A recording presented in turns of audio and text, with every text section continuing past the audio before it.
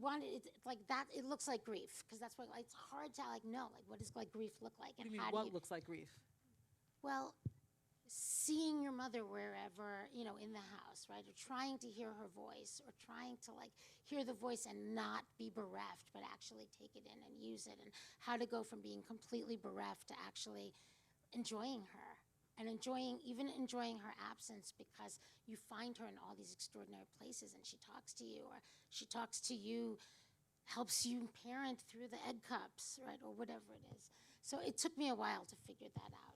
But now, Judy, what's your question? my question is, I'm really concerned for all the people who did not get what I got. And I thought what I had was the worst, but now I realized it was the best. So this movie we are here right now, like it's not post-COVID, it's still COVID. People aren't here today because of COVID.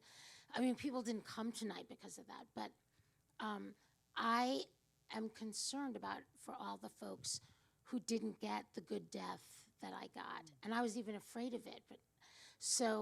And I feel terrible for everyone who didn't get the real Shiva, or what I think is like the real Shiva, or didn't get everyone to come to 300 people pack into the plaza for their mom's funeral, or don't get the communal grief, don't get the community around them and have to do Shiva on Zoom and have everybody sort of at a distance. So that's what I think I want to dedicate our engagement, like what we do with this movie from this day forward on some level, is to either encourage people, if you have the time and your family is alive, use the stuff and get the stories as soon as you can. But for the people who didn't get that, what do we do? So, first of all, the film is so almost unbearably intimate. I mean, in such a beautiful way, and I feel like humor allowed us into that intimacy. Like, that's the way that we could stand it. And you're right, COVID gets in the way of intimacy.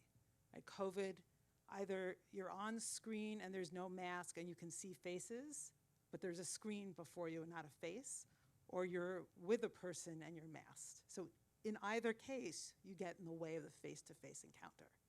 And there was so much face-to-face, Judy, in your film. It was so beautiful.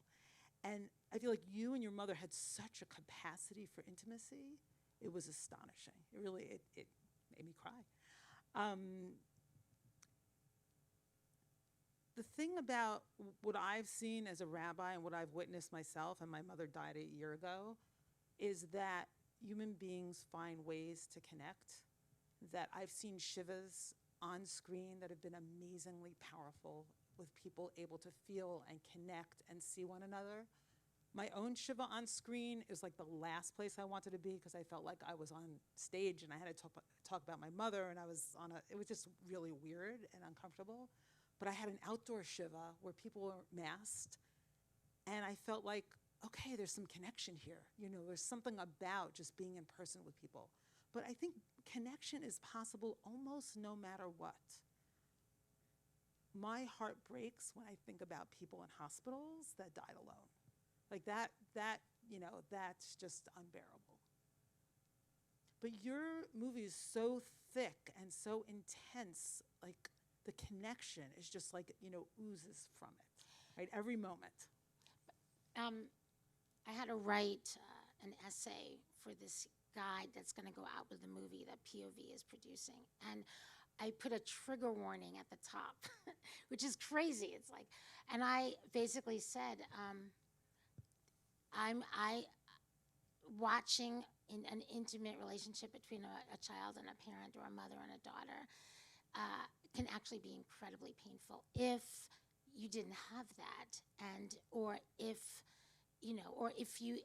there's no chance for reconciliation and there's no chance to kind of bridge that, or if you didn't get to have that good death, or if you didn't get to have that good Shiva. And I wanted to like say to everyone who watches this, like, I don't take this for granted, but I do think, and I almost am embarrassed to share it because I do know how intimate that was and how lovely it was.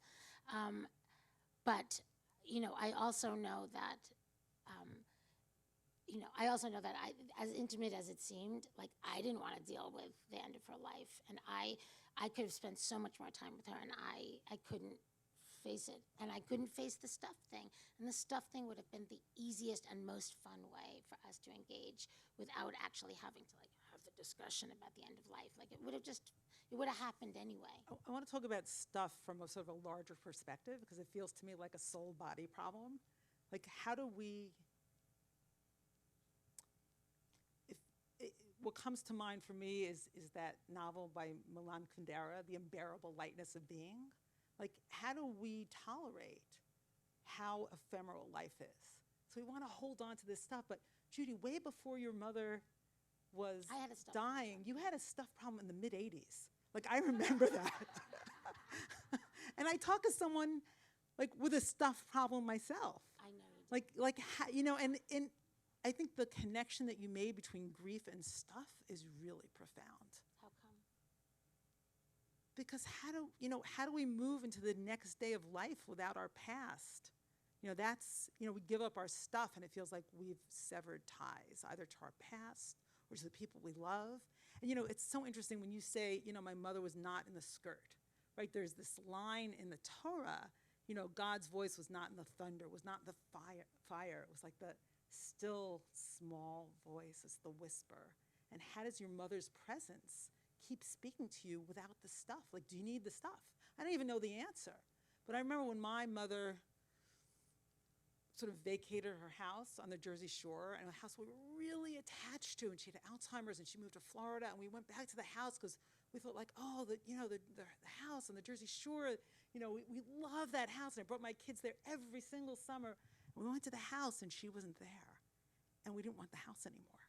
We sold the house. I thought we'd keep the house and somehow keep her in the house, and she wasn't in the house. And the stuff gets vacated, and it's so sad of spirit. So I think, in terms of your question, what I have to say about, yeah, go ahead. But I don't think all stuff gets vacated. I agree. Spirit, Not all if stuff you gets have vacated. maybe this is my fantasy because I still didn't get to do it because I didn't do it. Well, give us an example. What's stuff My- that hasn't been vacated by spirit? Give it those elephants. The elephants. Yes. Is that? Are they in the? Is she in the? Yeah. Do you feel like she's in the elephants? She was never in the elephants. She just collected them. People gave them to her, and she accepted them. Where Because is our she? last name. Where is she? She's in the egg cups. She's really in the egg cups. The meat grinder. Shh. She's chuckling in the meat grinder. I mean, yeah. The movie. She's in the movie. She's in the movie. She's really in the movie. But that's not stuff. That's moving. It's a moving movie. Yeah. It doesn't feel like stuff to me. But I think that, we were really trying with these portals, which I think that's what you can do with stuff if you have the stories. You know what I mean? Like if we light the candles, like Denise is like, you have to light candles on Shabbat. What's wrong with you? Your mother's gonna kill you. I promise I will. Right? So but the candlesticks are a big deal, right? And like we were looking for the candlesticks. We were like going through all that footage, like, can we find the candlesticks from the past so we have them in the present? But I do feel it. If I use them, Yes. I really Maybe feel that's the her. key. Yeah, it is the key. If you use them. If you use the stuff and you have those stories, Yeah. The stuff right. plus the use plus the story. the stuff plus the use plus the story. But you really do need, but the stories could also, can you imagine, like, you say, oh, Mom, like, tell me about, where did you get that pot? Or, okay, tell me about the meat grinder. Once a year she took it out. And once a year we made chopped liver, right? And, and she went to the special store to get the place, to get that steer liver. And I could imagine her doing a whole thing, but then I would get a tour of Brownsville. I would hear about her mother. I would hear about all these other interstitial things that if you don't get those stories, then all you have is the fantasy and the romance of the meat grinder, and then you don't use the right liver, and then you see what happens. So I have this fantasy. It's not a fantasy. My thinking is, in March of 2020, when Theo and I were in lockdown by ourselves, as Theo was like, "You're gonna take care of me by yourself? Really?" And it was torture. It was torture, I know. So that was Theo. Good timing. I went to my first Zoom Shiva. And while I was on the Zoom Shiva, all of a sudden it hit me, oh my goodness, my grandmother wasn't Meshuggah. as they all said, she wasn't Meshuggah. This wasn't her Meshuggahs. She was in grief. She was in grief that she never, ever, ever got out of. And my whole family has been affected by this grief. And it took all of those years, 1918 until 2020, with me, a mother, with my own daughter, on a Zoom Shiva, watching Elizabeth Greenstein try to figure out how to navigate the first Zoom Shiva that anyone had ever been to, March 28th, for her mom, who died during COVID but didn't have COVID. And all of a sudden it hit me, oh my goodness, my grandmother wasn't crazy, she was sad. She was filled with grief because her daughter died in the flu epidemic of 1918, and they couldn't sit Shiva, and they couldn't have a funeral, and no one could come to her apartment, and they didn't have Zoom, they didn't have anything. And no, I think everyone was so terrified of her grief that they never really checked in. As much as they all loved her, they were protecting her from anything that would ever make her sad again. And so they infantilized her. And years and years later, it's like I realized, she had a daughter named Ethel. I don't know anything about Ethel. All I know is that she was buried in Staten Island, and my grandparents were buried in the wrong place because no one talked about her for so long, and everyone was so scared of my grandmother's feelings that they didn't even tell her that my grandpa was so sick and then he died, and he didn't have a chance to tell anybody where he wanted to be buried, and they didn't even ask her because they figured she's not going to go to the funeral anyway, and, she's too upset. We'll just bury him where we want to bury him. And then the first time she ever talked about a funeral or cemetery since her daughter died was to say, you buried him in the wrong place. We wanted to be with Ethel. Ethel's in Staten Island. How could you? So I feel like if someone had reached over to my grandmother and said, I know we couldn't do the Shiva because we were all so busy being terrified of the flu epidemic of 1918, but now it's 1922. Why don't we all have a Shiva? I mean, she's as dead for you today as she was yesterday. You relive it every single day, and you haven't been able to get past it. So why don't we just, let's just have a Shiva for you. Let's do the whole thing. My grandmother would have been a much happier person, and then my dad would have been happier. Everybody would have been better off. So I think if we have 1 million people who died of COVID, and they left millions of people who are bereft because they didn't get to have the good stuff, and then other people who didn't even die of COVID, but their families really didn't get to grieve the way they needed to, what if we did ritual do-overs? I'm a little weary about phrasing it as ritual do-overs. But what I think is the right question. What rituals do we need now for the grief that hasn't been processed or hasn't been expressed? Absolutely. Okay, that's a much better way to put it. Oh, good. So that's sort of what we're thinking about doing with the engagement for this film, because it just feels so uncomfortable after everyone gets to watch the good death, the good Shiva, the good mourning. I think your film gives people permission to do so much, grieve, connect, be imperfect, sort of talk about their bodies. I mean, on so many levels, your film gives people permission to be fully human. Just because you're fully human and you can talk about that, and your mother could talk about that, which I have to say I was pretty jealous of. That relationship was just extraordinary. Should we take a moment to maybe hear from the audience a little bit? Any questions and comments, if you dare? Hi, Jeff.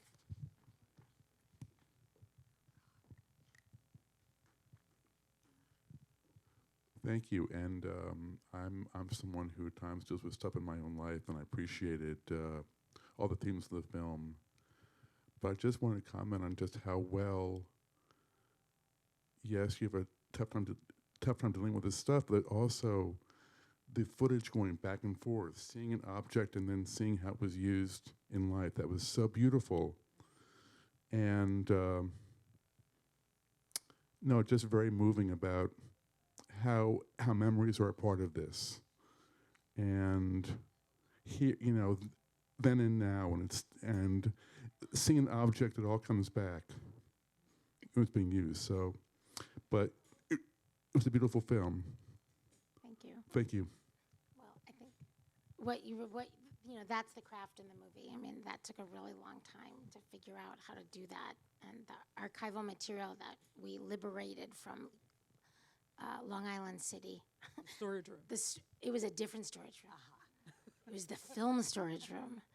It's the dirty, it's the thing. I'm like, look, Kelly Anderson's like shaking her head. It's all the mid-career filmmakers who were making films before the memory chip have thousands and thousands and thousands of feet of spaces filled with every format of everything that they don't really know what to do with, and they can't afford to get it out.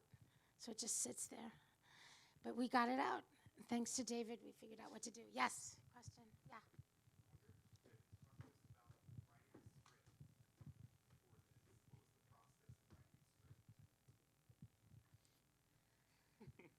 Very organic, I would say. I mean, that's one of the great pleasures of the experience of having worked on this is it was very collaborative. We came at it from so many angles. Like at one point I interviewed Judith and then used the audio to try to like come up with narration, and then Judith would rewrite it, then I would write it, and then we kind of had it was very organic. And I think, we've known each other for many years, so it's like we kind of understand each other. So it was it's nice to write together, to know Judith's humor, also to have her, like, if something's too earnest, have her bring her humor to it. That definitely has happened. But yeah, it was just, I don't even know how to, I mean, it definitely was there was a reciprocal relationship between the footage and the writing too, where, we would find something in the footage and we would comment on it in the writing, or sometimes the writing would lead and we would find footage. So it's hard to like, I don't know, it was so deeply collaborative, and sometimes Judith would write like paragraphs and then I'd pull something from that. So, I don't know if that sums up for you, but the other great collaborator on here was Dan Gold. He was a wonderful, wonderful cinematographer. And so when he came to the apartment, it's like we were kind of like writing while we were like looking, I knew we have to look at all those. We have to do the thing with the elephants. Like I could hear, it's just like the gloves and the shoes and the stuff and you guys did not laugh at the one thing I thought for sure. Finally, I will be with people who will so get this. It's like the great Jewish triple entendre that is not even, that people don't even think is Jewish, but it is the momishness of, right? It was like. the sound was low. It was a low. It was a little maybe low. that was it, right?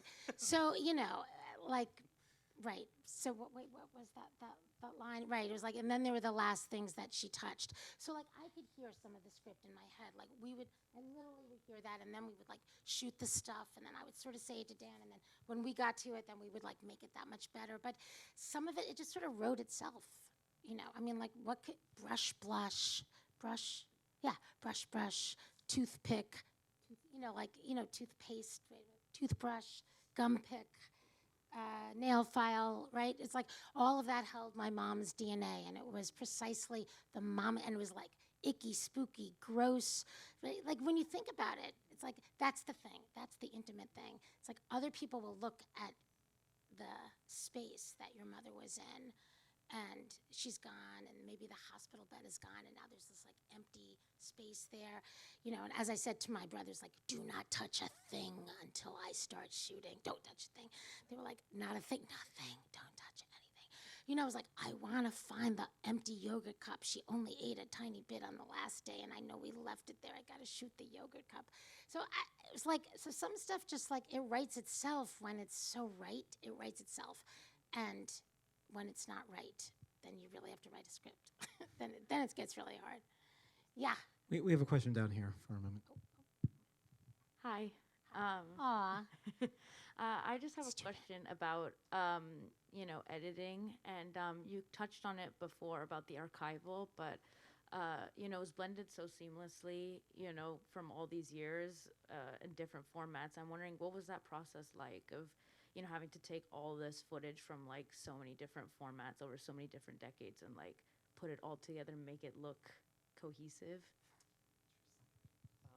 I don't know about formats wise. I mean, thankfully we had, Judith's prior films kind of all were in decades. So it was like Healthy Baby Girl was in the 90s, Blue Vinyl was in the early 90s, Blue Vinyl was like early 2000s. And so at one point we were even like, should we color the different decades differently in the color correct to like make people know what decade they're in? Like we were kind of, I don't even remember. yeah, it was like very early. How are people going to be able to like go back and forth between all this time? Is it going to be weird? And then there was just like one sequence that I did very early, which was like the piano stuff sequence that has changed a million times in the interim, obviously, but it kind of like established the style of like, okay, this is really, we can move in between the past and the present in this kind of open way. And then that opened up like, where else can we do that? And then suddenly it was like, wow, this is the style of the film. And like, so again, it was like a very organic. But that was like the fantasy too. I mean, when I was like, I have to get the stuff, I have to get the footage, because my parents said the most important things in the world to me. And if I could go through all of it, they will help me bring up Theo.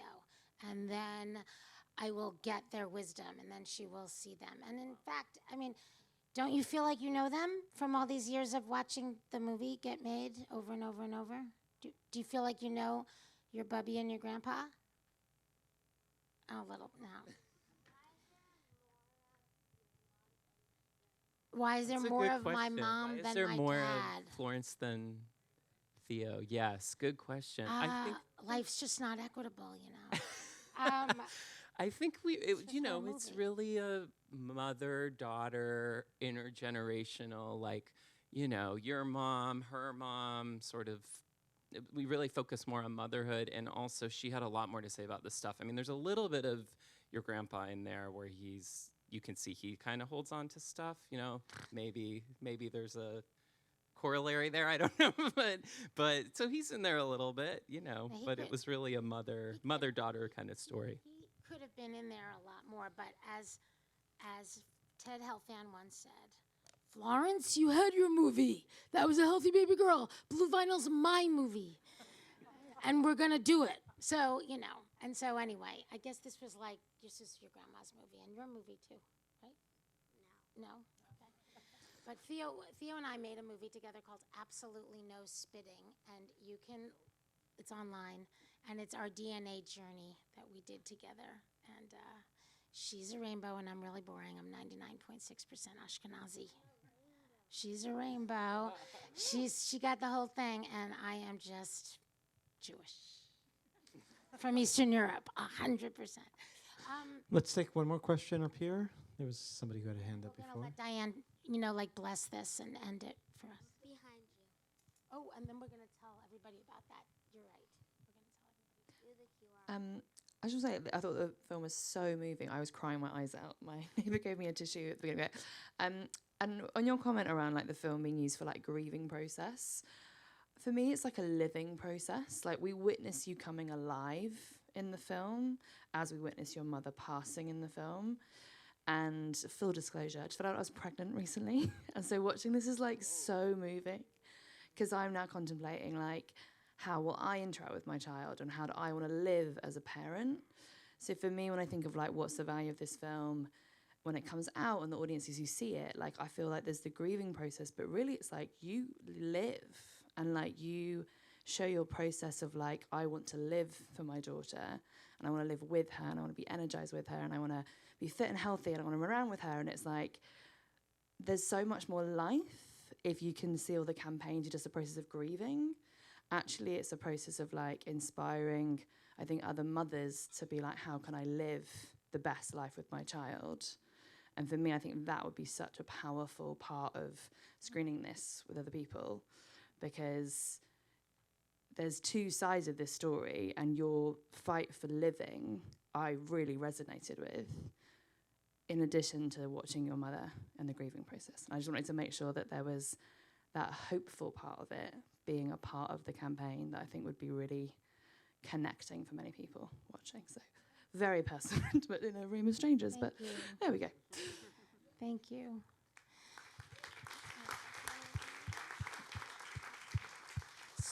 What? What? What do you want to say something? Do the QR code. Okay. Theo's telling me to do the QR code. I will. Do you wanna just? No, I will do the QR code and then. Okay, I'll do the QR code and then you can take this home, so to speak. Okay. So behind us is me and Theo. Which the photograph was taken because we made this 10-minute piece called Love and Stuff for the New York Times. And no, that is only 10 minutes. This is 75. So that one is on, anyway. So they had to take a picture, and I was making that for my first motherless Mother's Day. And then Theo came around, and then it was my first Mother's Day as a mother without a mother. It was crazy. So they needed a photograph, so that's where that comes from. But on that photograph is a QR code, and on the QR code, if you hold your camera, is that how it works? If you hold your camera up to that, Pictures, hold your camera to the QR code, and then you get whatever's on the QR code. exactly. And the thing that's on the QR code, can you tell them what it is? You don't know, but I'm going to whisper it to you, okay? Okay. What is it? It's an audience survey. Do you want to tell them? Okay. It's an audience survey. And in the survey, we're just going to ask you to, if you have some time, could be tonight, it could be tomorrow, to just give us some feedback, because we are sort of building this engagement campaign and really want to know how it made you think, and if it made you think differently, and if you know of any places that should have this movie. We want to take the film on a JCC tour around the country and then sort of use JCCs, if that's the right hub, to do community work, interfaith work, but sort of house it in a Jewish hub, so to speak. And you know, you're right, both like work with, you know, mothers and older parents, and I mean parents who are sort of coming to this at unique moments in their life, and also really encourage people to do stuff reviews and gather the stories with their families. And in the event that a community was really touched by COVID, and I think it's impossible that we all were, that maybe we think of how are we going to put it? Clearly it's not a ritual do-over. No, she doesn't like it. I just think we can't capture what we've lost. Right, But we need new ritual to take us through like unprocessed grief. that's it. But we have to find a real name for it. Yeah. I'm not sure what it is yet. I mean, the New York Times has been calling it unresolved grief, but I don't think it's so good. No. We'll work on that. So this little survey asks you those kinds of questions, and then if you have ideas for us, we would love to have them. Okay, and so Diane's gonna give a little blessing, and then of sorts, and then we're gonna go have babka and a little schnapps. You don't have to have babka in the lobby. How many people grew up going to unveilings, and before you left, someone opened up a trunk, and in the trunk was like honey cake, schnapps, and a little herring? Well, you didn't get to do that because they're all dead, all those people that did that kind of stuff. But in the old days, that's what they would do. So it's kind of in honor of them. It's in the hallway. Okay. So I think the real blessing is the movie, is the blessing, and I think it gives us all permission to be fully human as we do the work of raising up our lives and our death. So I think that's the blessing, Judy, and thank you. Thank you. Okay. Thank you. Thank you, guys. Thank you all. Thank you all for doing this.